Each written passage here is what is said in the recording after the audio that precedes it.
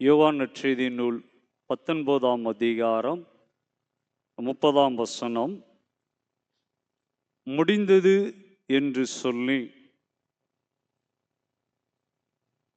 இயேசு கிறிஸ்து தமது வெற்றி செய்தியை முடிந்தது என்று ஒரே வார்த்தையில் குறிப்பிடுகிறார். இயேசு கிறிஸ்து சிலுவையில் கூறிய மிக சிறந்த வார்த்தை இதுதான். சிறிய வார்த்தையும் இதுதான். லியோனார்ட் ரோவன்ஹில் என்பவர் இந்த வார்த்தையை குறித்து கூறும்போது, உலகில் வாழ்ந்த மனிதர்களிலேயே தலை சிறந்த மனிதர் கூறிய யாரும் உச்சரிக்காத சிறந்த வார்த்தை என்று இந்த வார்த்தையை குறிப்பிடுகிறார். உலகில் வாழ்ந்த மனிதர்களில் தலை சிறந்த மனிதர் கூறிய யாரும் உச்சரிக்காத தலை சிறந்த வார்த்தை இயேசு கிறிஸ்து கூறிய 6ஆம் வார்த்தை முடிந்தது. போர் புரிகிறவர்கள் யுத்த காலங்களில் முடிந்தது என வெற்றியுடன் சொல்வது போல, ஆதியில் எல்லாவற்றையும் படைக்கும் போது 6வது நாளில் படைப்பினை முடித்து சந்தோஷப்பட்டது போல, தனக்கு நியமிக்கப்பட்ட தியாக பாதையில் ஓடின ஓட்டத்தை முடித்தார் என்பது ஒரு வெற்றியின் தொனி. இந்த முடிந்தது என்கிற வார்த்தை சற்று நீங்கள் சிந்தித்து பாருங்கள். இயேசு கிறிஸ்துவின் வாயிலிருந்து வருவதற்கு பதில் எதிரிகளின் வாயிலிருந்து வந்திருந்தால் என்னவாயிருக்கும்? நான் சொல்ற புரியுங்களா? சரியா? இயேசு கிறிஸ்துவினுடைய வாயிலிருந்து வருவதற்கு முன் எதிரிகளின் வாயிலிருந்து இந்த வார்த்தை வந்திருந்தா, அப்ப இந்த இடத்துல இயேசு கிறிஸ்து முந்திக் கொள்கிறார். எதிரிகள் முடிந்தது என்று சொல்லியிருந்தால் அதனுடைய பொருள் வேறு. இயேசு கிறிஸ்து முடிந்தது என்று சொன்னதால் அதனுடைய பொருள் வேறு. இதை இந்த வார்த்தையிலே நாம் அறிந்து கொள்ள முடியும். இதில் நாம் கற்றுக்கொள்கிற ஒரு 3 காரியங்கள். எவைகள் முடிந்தது? முதல் காரியம், his journey ended. அவருடைய பயணம் முடிந்தது.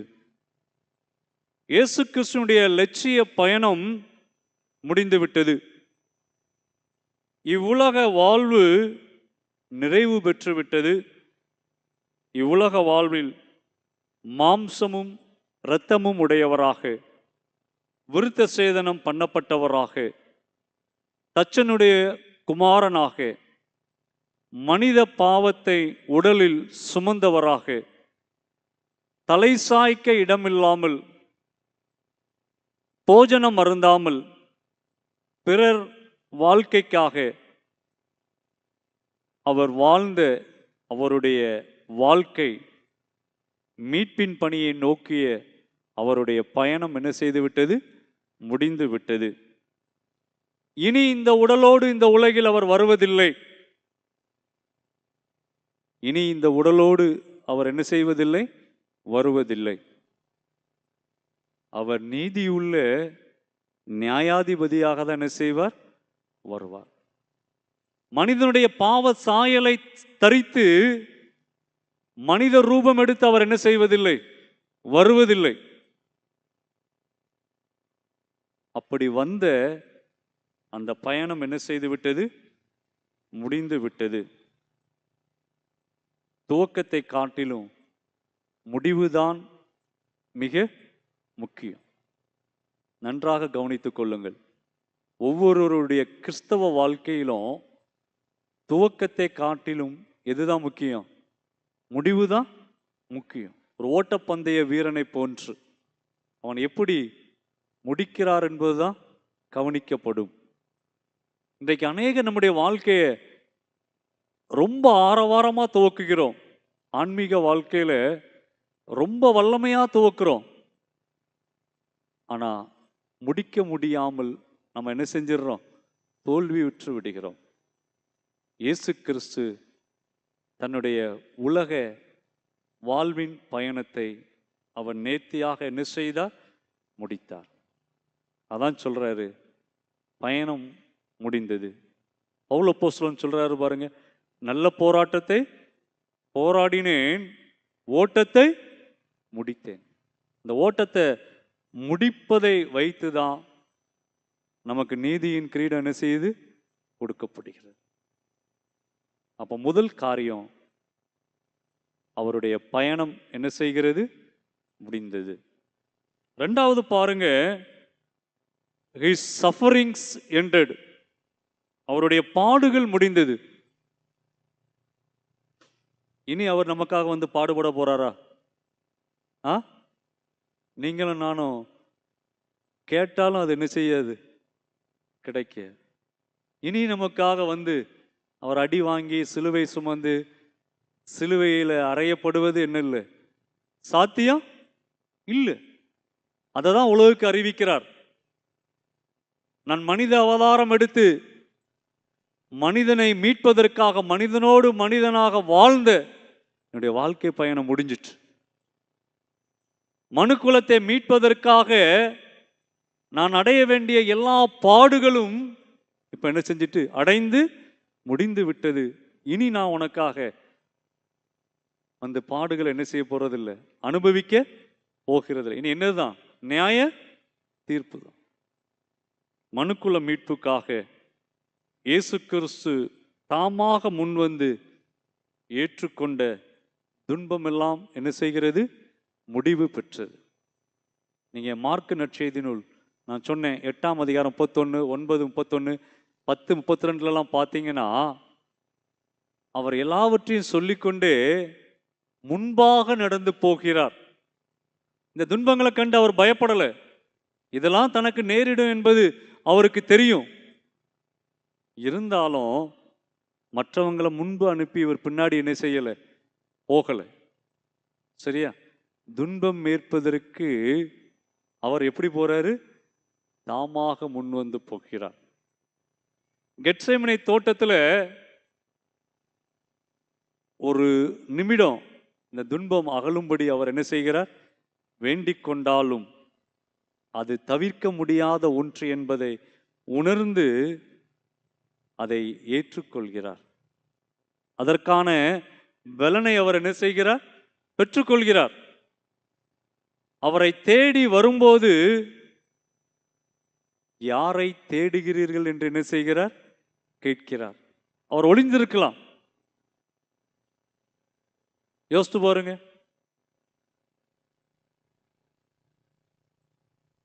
அன்பானவர்களே, இந்த இடத்துல நாம் அறிந்து கொள்ள வேண்டிய ஒன்று, மனுக்குல மீட்புக்காக அவர் தாமாக முன்வந்து ஏற்ற துன்பம் பாடுகள் எல்லாம் என்ன செய்து விட்டது? முடிந்து விட்டது. இதுல இன்னொரு காரியத்தை உங்களுக்கும் எனக்கும் கற்றுக் கொடுக்கிறார். தம்மை நம்பி தம்மை பின்பற்றுகிற மக்களுக்கு ஒரு பெரிய நம்பிக்கையை தருகிறார்.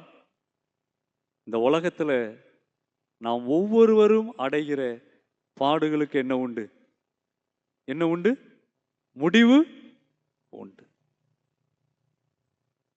நான் அடைந்த துன்பங்களுக்கு முடிவு இருந்தது போல என்னை நம்பி என்னை பின்பற்றுகிற ஒவ்வொருவருடைய பாடுகளுக்கு என்ன உண்டு? முடிவு உண்டு என்பதை கற்றுத்தருகிறார். சிலுவை பாடுகள், அவமானங்கள், வலிகள், இவைகளுக்கு மத்தியில் சிலுவையில் இரத்தம் சிந்த சிலுவையில் தொங்கியவரின் பாடுகள் முடிவுக்கு வந்தது. மூன்றாவதாக அவருடைய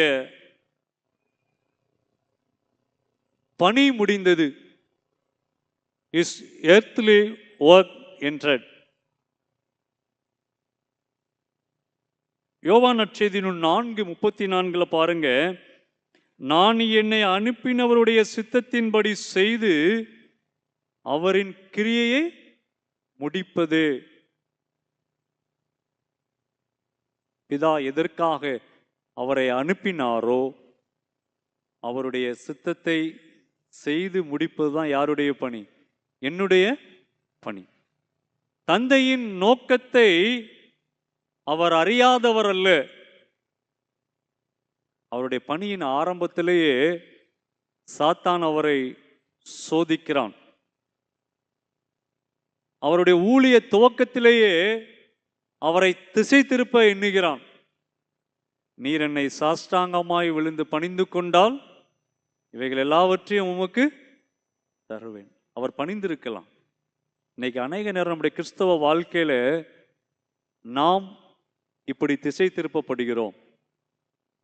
எங்கேயாவது விழுந்து பணிந்து காரியத்தை அடைய முயற்சிக்கிறோம். இங்கே இவ்விதமாக சாத்தான் அவரை மேற்கொண்ட போதும் அவர் தன்னுடைய ட்ராக்கை விட்டு என்ன செய்யல? விலகவில்லை. மத்தேயு 16:21-23 பாருங்க, தம் பாடுகளை முன்னறிவிக்கும் போதும் பேதுரு சொல்றாரு, இதெல்லாம் உமக்கு என்ன செய்யக்கூடாது? நேரிடக்கூடாதுன்னு சொன்ன உடனே அவனை பார்த்து சொல்றாரு, எனக்கு பின்னாக போ. அப்ப அவருடைய எய்ம் எல்லாம் எங்க இருக்கு? பிதா தன்னை எதற்காக அனுப்பினாரோ அந்த காரியத்தை செய்து முடிப்பது. கெத்செமனே தோட்டத்தில் நான் சொன்னது போல சோதனை வந்துச்சு. அதனாலதான் நீங்க கூடுமானால் நீங்கட்டும். ஆனா அந்த சோதனையில பலப்பட்டு பாடுகளின் வழியாக மரணத்தின் மூலமாக தான் மீட்பு என்பதை அறிந்து அந்த பணிக்கு தன்னை மறுபடியும் என்ன செய்கிறார்? அர்ப்பணிக்கிறார். யோவான் 17:4 பார்த்தீங்கன்னா, முடிந்தது என்பது ஒரு வெற்றியின் குரல் அல்ல.